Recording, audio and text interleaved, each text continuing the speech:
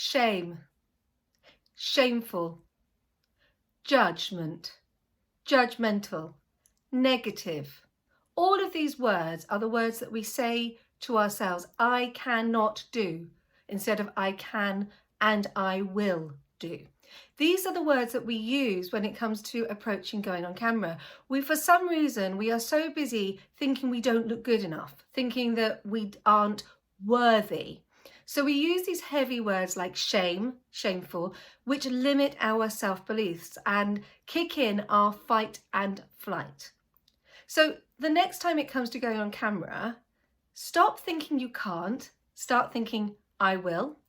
And if you're struggling with content or you're not sure where to go or even how to overcome the fear of failure, drop me a DM because that is why I'm here.